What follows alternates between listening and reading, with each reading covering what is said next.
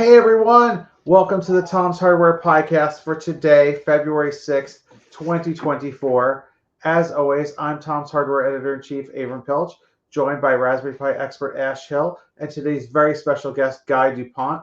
Guy Dupont is a maker who's been doing some fantastic projects that we've highlighted on the site, including a TrackPoint light switch, which is near and dear to my heart as a ThinkPad fan, and a physical mailbox to get your messages, among other things. So, welcome to the show, Guy. What can you tell folks about yourself and how long you've been doing this?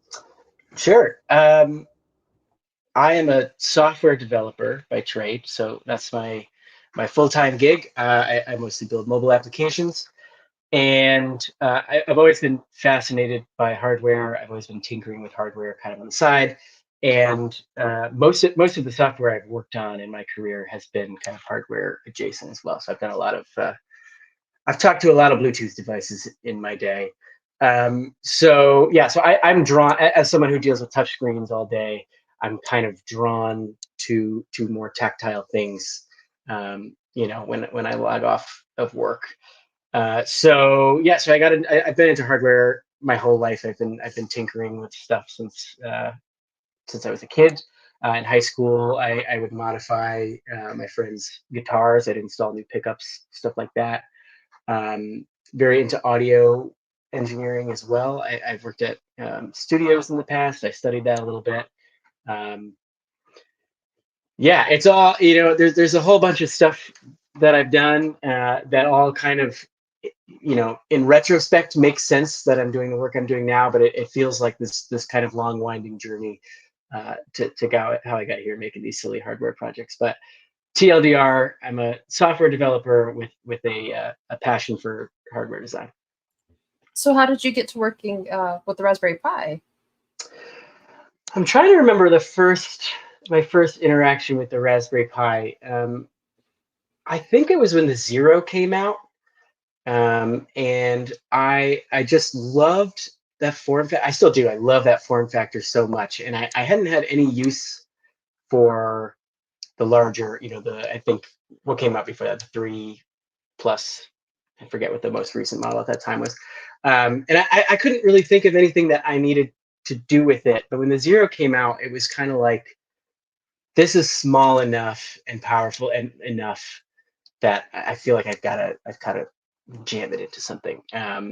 So the first big project that I did with the Raspberry Pi was, and this remains simultaneously my most popular project and my most hated project by some corners of the internet. I took a Raspberry Pi Zero and I put it in an old iPod Classic case, the 4th gen. I'll pull up a picture here if you don't mind sharing my screen. That was a good iPod. It was thick though. Yeah, it's thick. Well, thank God it was thick, because that was the only way this stuff was going to fit. Oh, but I love the green.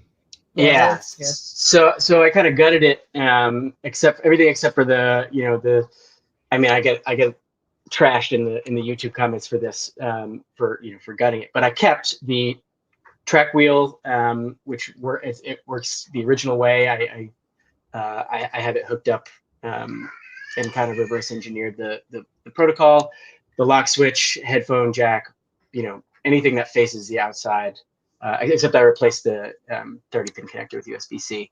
But other than that, gutted it, put a Raspberry Pi Zero in there, and wrote a Spotify client that was almost pixel perfect, for to the original iPod. Obviously, I used a color screen and I made it green, but so this was my first big Raspberry Pi project. It took a long time, and that sparked a lot of the excitement for me, and it's why I still continue to work with a lot of this stuff today. Just like a lot of momentum from this project, I would say. Awesome. So what can you tell us about some of the new things that you've been working on recently, like your mailbox project, which we were really impressed with? Thank you. Sure, I'll pull that too. I was telling them beforehand. I'm kind of scattered these days. I have a toddler, and my wife's in med school. I have a full-time job. That's not this. So even though I just worked on these projects, I don't really have them readily available. So I hope it's okay. I'm showing the digital versions. But I built this project called the Mailbox, and it's kind of a meta commentary on my own relationship with my work and when I put it out on the internet. So the story is when I post a YouTube video or have a successful, what I consider a successful tweet, I tend to get kind of glued to my phone, and I definitely get hit with that kind of slot machine, swipe to refresh, checking the notifications, just to see what folks are talking about. And it's really it's not good. It does after a while it shifts from feeling really nice to like kind of gross and yeah, it's not a fun thing. It's not good for me. It's not good for those around me. So I said, what if I could make it harder to get those notifications? And obviously there's a do not disturb function on phones that you can turn on, but the problem is it's just as easy to turn off as it is to turn on. So I said to myself, like, what if there's something a little stickier? What if I had to go to a physical place and pick up my notifications like it were mail, like the mailbox I have downstairs, which I only check once a day, right? I'm not swiping to refresh my mailbox every few minutes. So what this mailbox does, it's just a toy mailbox that I modified. It's connected wirelessly to a Raspberry Pi that's operating as a wireless router, and that router is configured to basically effectively block all the push notifications I get from Google's servers. I'm an Android user, so my notifications come from Google. The only time those notifications become unblocked is when I put my phone physically into this mailbox, this tiny toy mailbox. And I added a little servo to the arm there, so that when I put my phone in, the arm goes up, all my notifications come through, and then after 30 seconds, it times out and goes back down. So I can't just leave something in there and cheat my own system. It actually blocks the notifications to some degree. They can sneak through after a while. There's something happening under the hood in the Android operating system, but it works pretty well. It works for a while. That is beautifully designed, and I like the side that says dopamine. Thank you. Yeah. Yeah, no joke. I mean, notifications are such a drag now, like doing anything to make them more interesting and exciting. But obviously, only important ones. How much do you do to filter so that you only get notifications that you care about? That's a good question. I have actually started to go in. I'm like notoriously hands off when it comes to my phone and computer, and like I don't even turn off that. Traditionally, I haven't turned off even the obvious ones like the Uber Eats like upsells every night for dinner. I kind of just tune them out, but after a while, when I noticed the kind of like actual deterioration in my psyche because of these things, I would say in the past few months I've started to actually filter things out, or at least I keep them off the lock screen. So I have, it's only when I actively open the phone that I see them. So all the social media networks I do that with now, I finally went through and turned off all the like the just spam from all the delivery apps and stuff. But it took a long time. I'm someone who kind of, like I said, I'm hands off. I use all like stock wallpaper on all my phones and computers, and so it takes a lot for me to kind of get off my metaphorical butt and do something like that. But I think this project resonated enough that it kind of like, it's obviously it's a bit, right? It's a commentary. It's an experiment. It's not something I still have hooked up, but the way it resonated, I think got me thinking harder. Like maybe I actually kind of meant this. So I think it's been good for my health. I Yeah. made the switch a while back to flip phone for the Nice. very same reason. I didn't have a cool Raspberry Pi mailbox. That would have been the more fun option. But just the push notifications, they do get excessive. Yeah. Yeah, no joke. So what are some of the other projects that you've been working on? Sure. I've got a bunch to show, and part of that's just like I have a, as I mentioned earlier, I have a toddler, and during the first year of her life, I was able to build some stuff, but I didn't share quite as much of it as I would have liked to, just because the overhead of like making content is so high, and was not worth taking time away from my child to do. So nor would I have been able to. But I have a bunch of stuff, and it's like most of my projects are RP2040 based, and I like to describe them as art projects deeply disguised as products. So I'm going to go through and stop me and ask questions along the way. This is going to be my home shopping network pitch for the work I've done in the past couple of years. And yeah, stop me along the way. So this is one of my favorite things that I've done, and I think it's 2 years old at least at this point. It's a macro pad, and it's based on the Pimoroni Tiny 2040, though it's compatible with all of the Xiao form factor RP2040 boards. And I more often now I'm reaching for the Seed Studio ones, just because they have all the components on one side. But what you'll notice about this macro pad is that the copy on the buttons, it's not quite what you would see on a computer's number pad. It's a phone layout, and that's because this macro pad has T9 predictive text built in, and so if you remember T9 from yeah, right. You know T9 really well. So for those of you who might not remember T9, it was very popular in like the late 90s, early 2000s. It was like the first version of cell phone autocomplete, because older phones only had 12 keys generally to type with.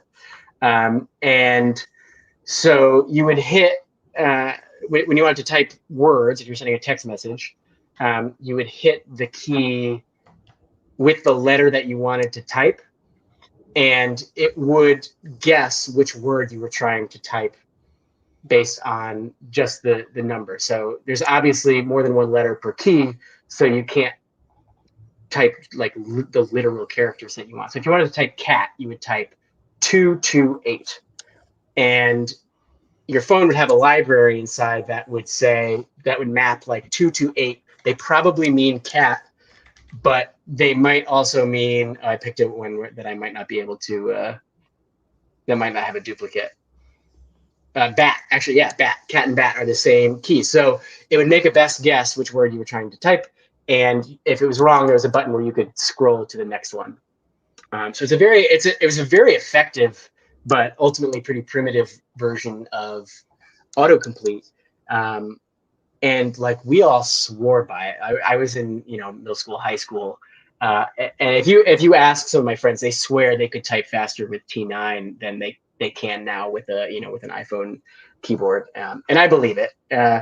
But so I said, we kind of abandoned this tech because we've got AI in our keyboards, but I said, what if that was still an option? And so this keypad, T9 is actually built into the firmware, and you can use it with any computer or cell phone. You can plug it right in via USB, and the way that it types the words, it basically intercepts your key presses and it types on your behalf.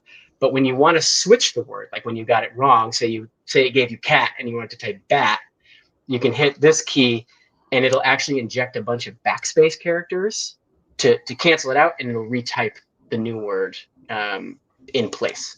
And so without any software, you don't need to install anything. It's plug and play. It'll work with any software application, and I'm pretty proud of that. It's been a fun project, and folks have been able to use it in their lives, which I was not expecting.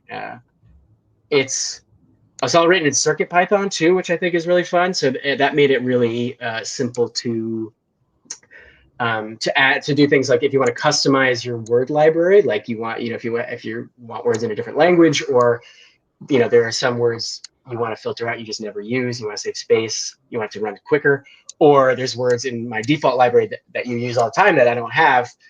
You can just drag and drop the library file right on it because it's running CircuitPython, and it'll just reboot and you're good to go. So that's my T9 keypad. I love this project.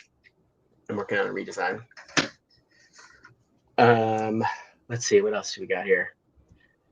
This is a project I did when my daughter was born. So I worked on this project almost exclusively while my daughter and my wife were sleeping. It's when I was like on duty. It's called the dial toner, and it's a mechanical hex color picker. So if you know, hex colors are, as a software developer, I use them all the time. Web pages, you need it for CSS. Right. Yeah. So it's a way to define a color to be displayed on your computer that uses 6 hexadecimal. They're not technically digits, but digits. So you'll see, what you usually see is a pound sign followed by F12AB4, right? So this has these very special mechanical hex switches, and I don't think I'll get it to focus. Oh, there we go. And you can see they are clicky switches that go from 0 through F, and they snap into place.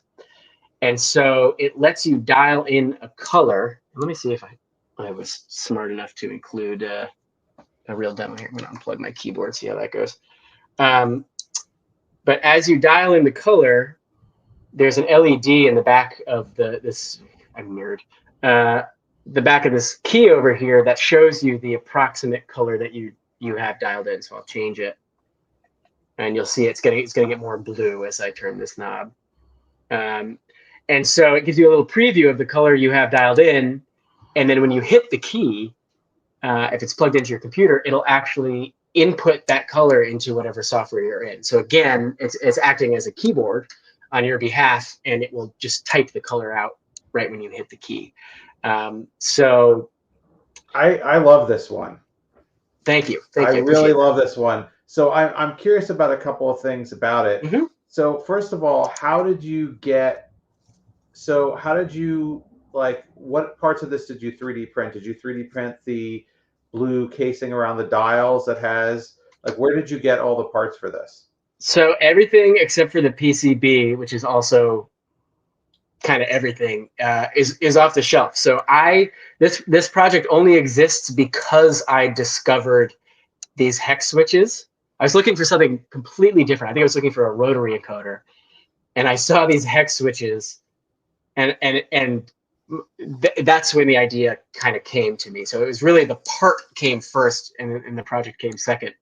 But these you buy these as is. They're technically, they call them dip switches, hex dip switches, and they're not super common, but they're common enough where there's one company that makes, I think it's Nidec, NIDEC, that makes. I have another version. I don't know if I have one with me. That are, the casings are yellow, and those are like the kind of, I think those are, I'm going to call them the legit ones. And then the blue case ones I order from like AliExpress. They cost a fraction of the price. So they're available as is, these clicky hex switches. And yeah, I just bought a bunch of them and built the PCB around them. Wow. I mean, that's such a great project because we've all had to do that. Do you find that the LED light is an accurate enough representation of the color? Because I found that LED light colors just don't quite match up. Yeah, a great question, and I would say accurate enough for a toy, yeah, but accurate enough for if you're trying to be precise, probably not. But I think that's the fun of this, is that it's a juxtaposition of kind of the ultimate precision.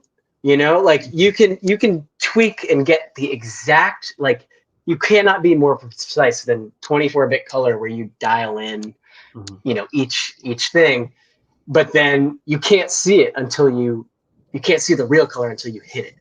And there's something, I don't know, there's something strangely beautiful about that juxtaposition. But yeah, the first comments I got when I put this out, like, some folks who didn't quite get what I was going for, they're like, great, try brown. And I was like, well, yeah, you can't show brown on a single LED, but yeah. So accurate, I think accurate enough for what I'm going for. But I don't think I would call it accurate. It's period. Fun. It's just so cool that I actually could see, and I assume you programmed this as a HID in CircuitPython. CircuitPython, yep. And you said you made, it's a custom circuit board? Yep, I'll show the back. So it's just a, now you're not going to focus? Okay, we got it. Okay, so it's, like I said, I've been using the Xiao RP2040 boards as kind of my, I call it my boilerplate. It gives me the microcontroller, the USB, and exposes some pins and lets me do my actual project around it. So that's over here. You can see the LED over here. These are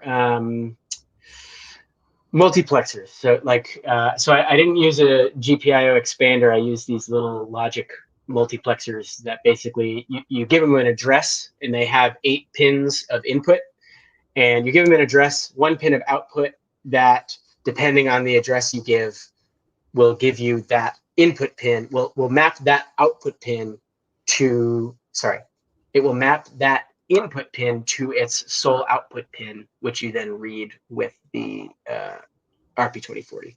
So each one of these represents a byte of the color. So it's 3 bytes for 24 bits. So each one of these maps to 2 of the dials and gives you 1 component of the color. Wow, where are the circuit traces? Like, how are you getting it to the board, to the RP2040? Not visible.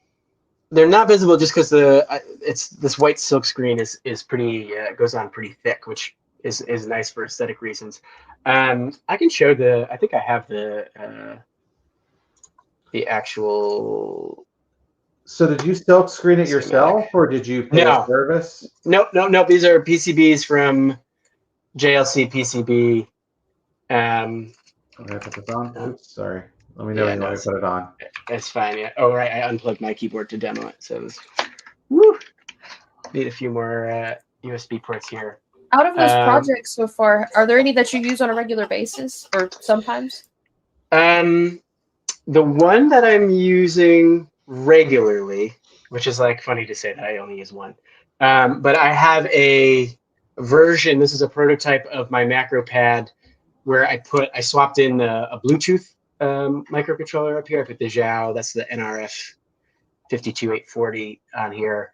And to be honest, I'm not using the T9 functionality. I'm just using it as a normal wireless macro pad. But I am getting T9 up and running on it, kind of slowly over time. That's honestly, I'm looking around now to see if I like. That's really the only one that I would say I use regularly, and it, that's kind of how I design my work. It's not. Most of them are experiments. Like I said, most of them are kind of art projects disguised as products, and so, yeah. Hold on, I'm getting this schematic up.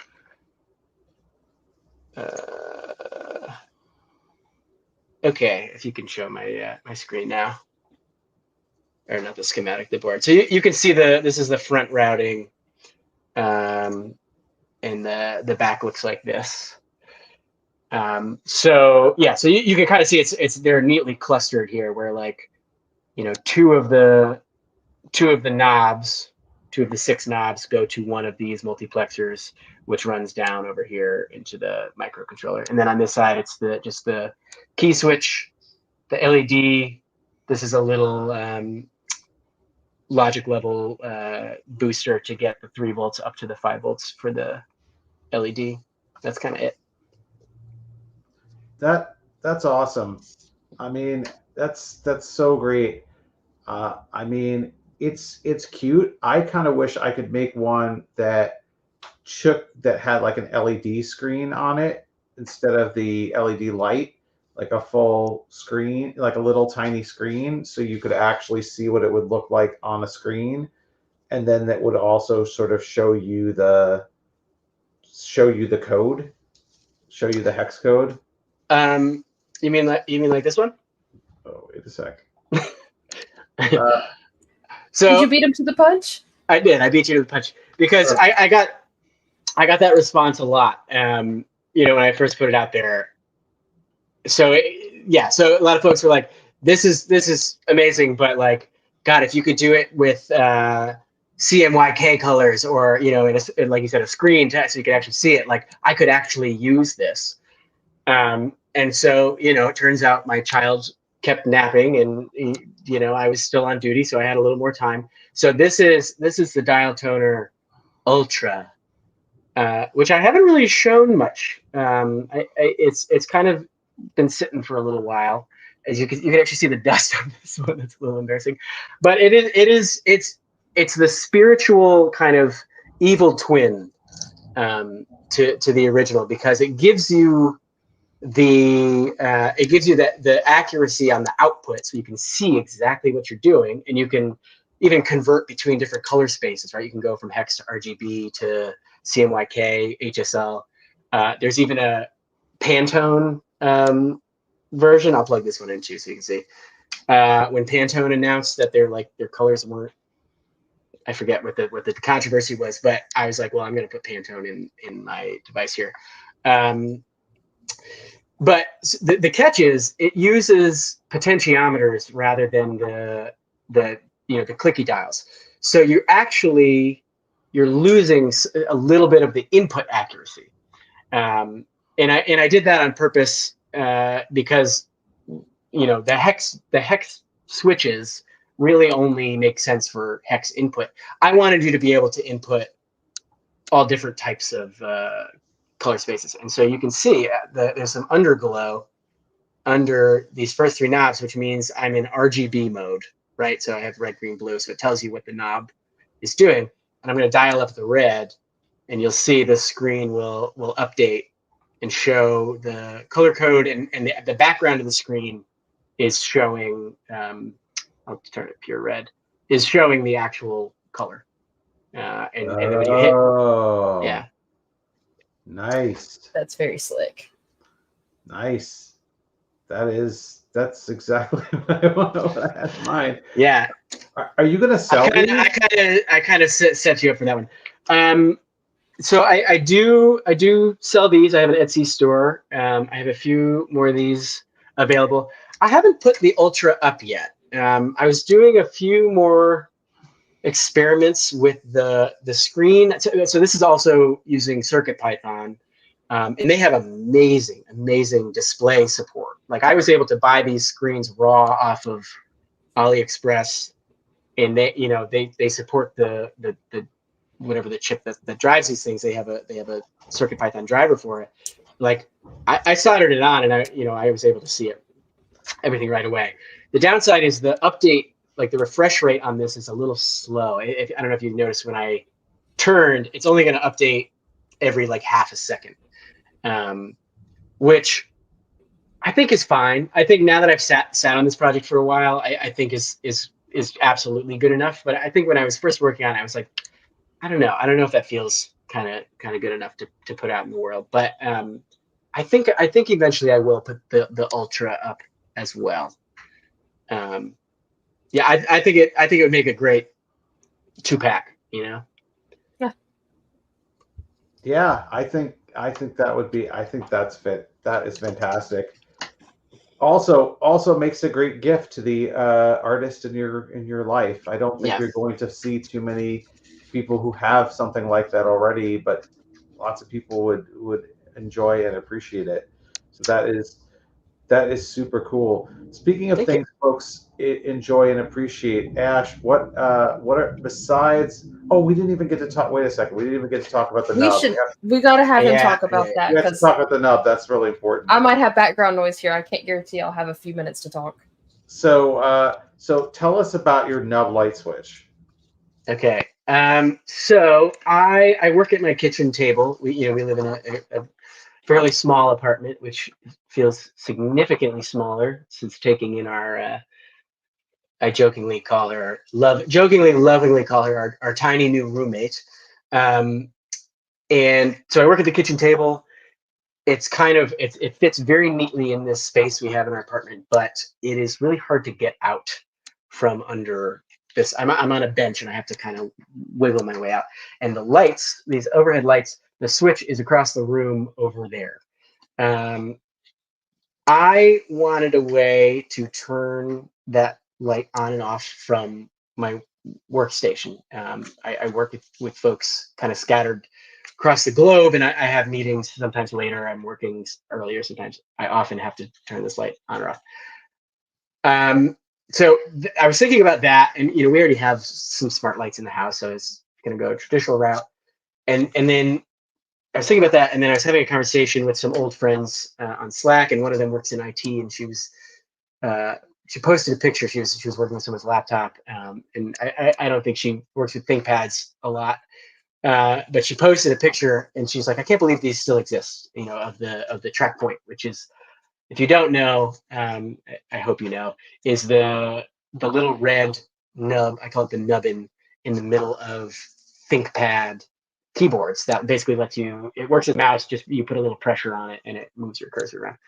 Um, and so there's that conversation and the thing in my brain working on like how do I make this light, and came together, and I said, what if I put one of these in my wall and used it as a light dimmer? And so if you switch to my screen, I'll show you a picture. I somehow already lost this. Like it's somewhere around this apartment or in our storage unit. I put this project out in the world a week ago, and it has since already been removed from the wall for safety reasons and lost. So I have pictures, and I'll show a quick video too. This is the back of it. Um, Here's a little demo of me using it here. So I go up. That's what my lights look like right above me.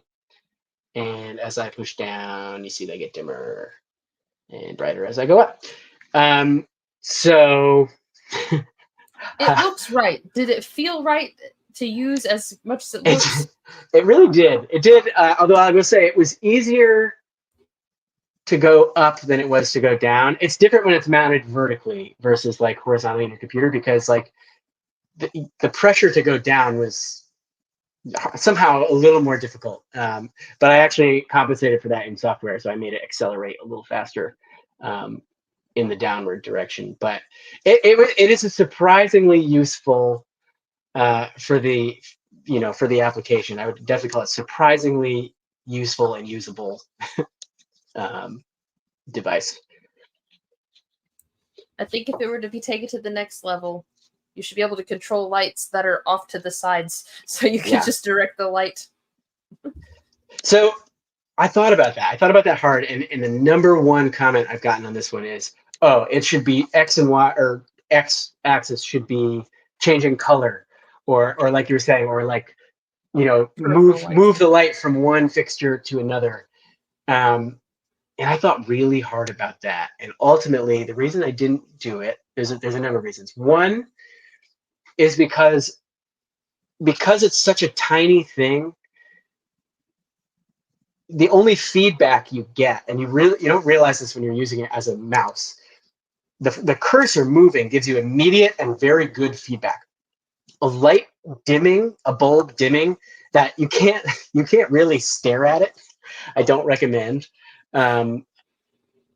you don't get the same. It doesn't feel accurate because you can't. You just don't get that same level of input feedback. There's no because you're not really moving the thing and you can't really look at the light. So it's like, going brighter and dimmer is kind of the best you can do.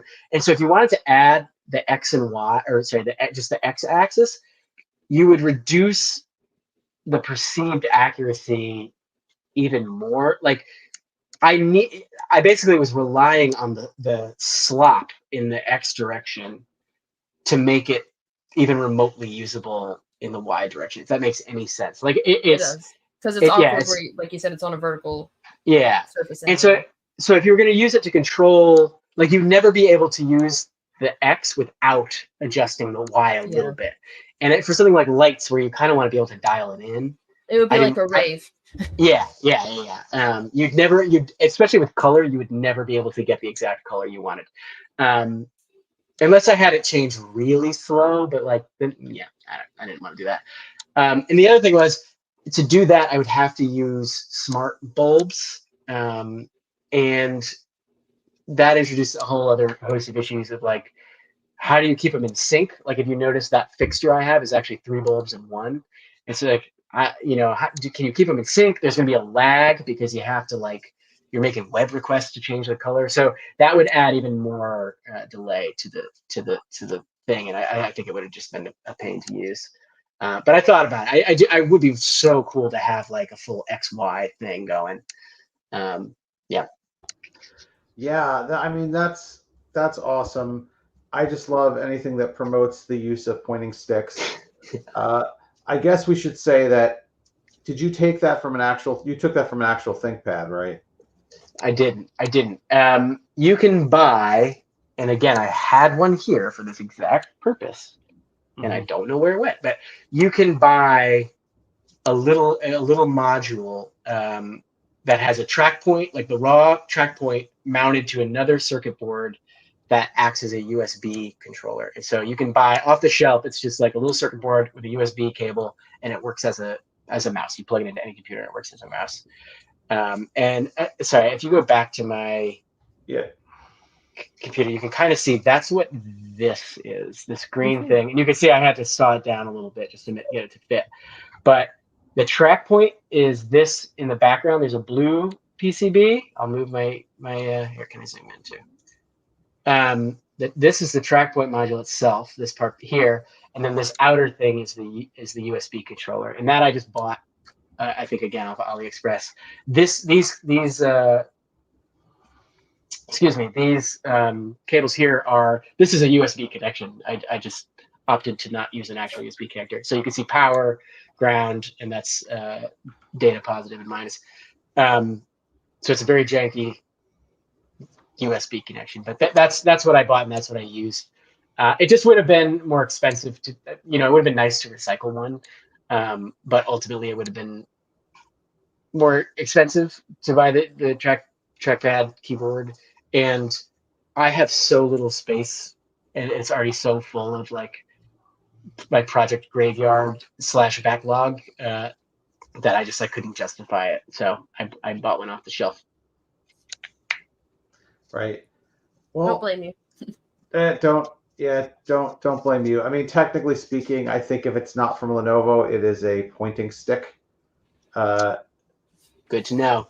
A sort of like TrackPoint's copyrighted. Sort of like, although most people would say it's a TrackPoint, especially because it's